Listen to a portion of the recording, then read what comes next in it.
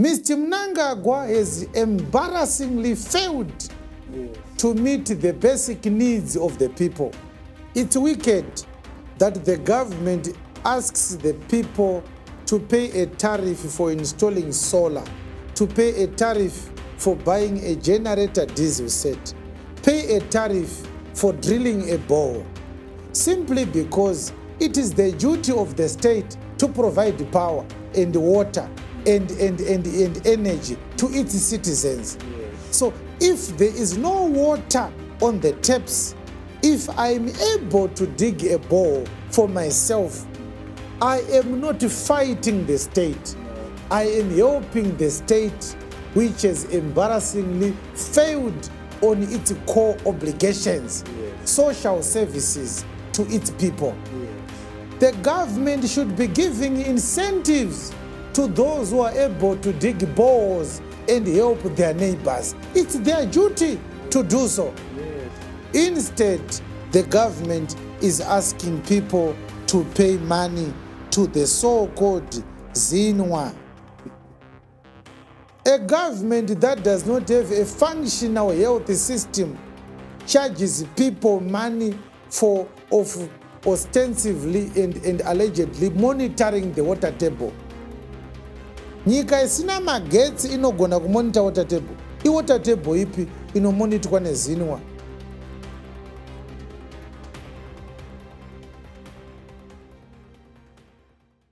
This is why our government is extremely broke, and it has become extremely insensitive to the plight, the economic challenges that the people are facing, so desperate and so cruel and so shameless, that the government is asking people to pay taxes for installing solar panels and solar equipment in your own house. The duty to provide electricity is provided for in the Constitution. It is the state's duty to provide electricity to the citizens. Mr. Mnangagwa has embarrassingly failed to meet the basic needs of the people.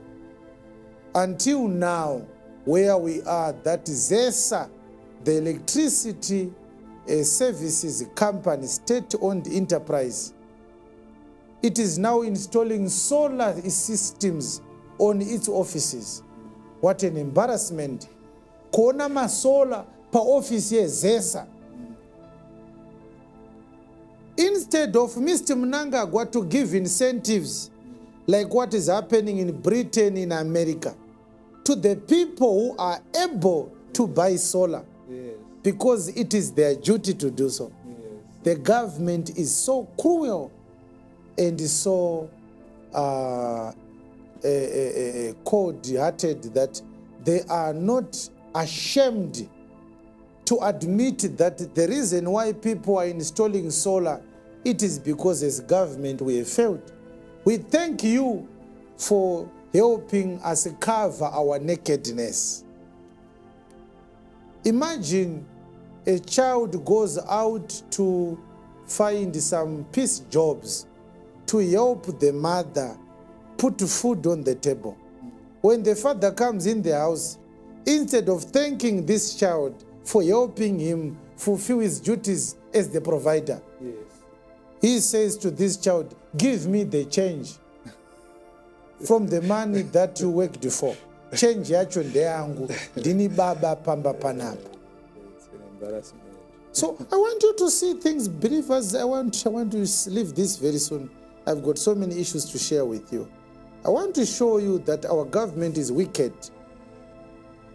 It's wicked that the government asks the people to pay a tariff for installing solar, to pay a tariff for buying a generator diesel set, pay a tariff for drilling a bore, simply because it is the duty of the state to provide power and water and energy to its citizens. Yes. So if there is no water on the taps, if I'm able to dig a bore for myself, I am not fighting the state. No. I am helping the state, which has embarrassingly failed on its core obligations, Yes. social services to its people. Yes. The government should be giving incentives to those who are able to dig boreholes and help their neighbors. It's their duty to do so. Yes. Instead, the government is asking people to pay money to the so-called Zinwa. It is unconstitutional for the government to tax the solar systems that people are installing simply because the people are forced by the ineptitude and the incompetence of the government. Yes. People are forced to have to resort to plan B. I can't continue to stay in the dark. I have to buy a solar. Yes. In other countries, those who are importing solar systems are not paying import duty. Yes. Because number one, solar systems are eco-friendly. Number two, they are energy efficient. They lessen the burden on other orthodox electricity generation programs of the government. The government should say, well done for buying a solar panel. You are not going to depend on the Kariba generating power station. Yes. The government should be giving incentives to the people for drilling boreholes.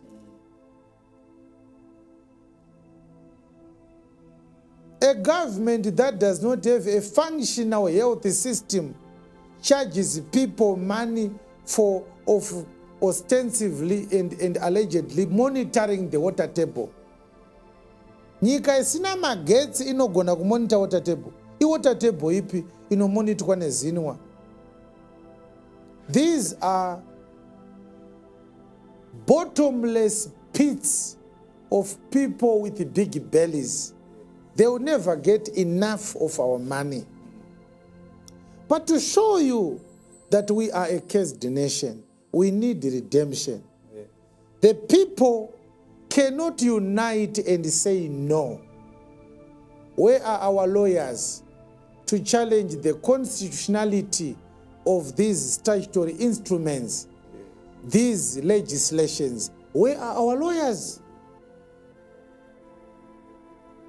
Where are they?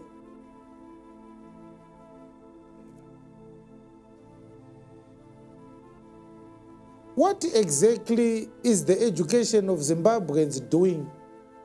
Are we really educated, or we are wrongly educated, or we are miseducated?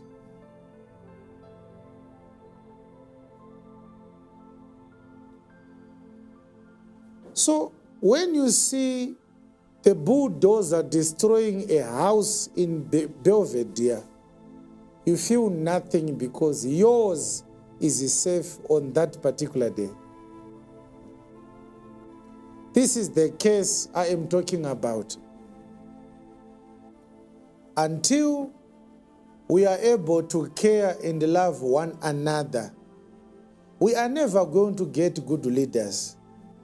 The question is simple: where do we get good leaders from? Because good leaders must come from amongst us. Are we good enough to be good leaders? We are not. It's as simple as that. Look at yourself and your neighbors. How can a woman be molested in the streets and men are watching it and passing away? What kind of a society is that?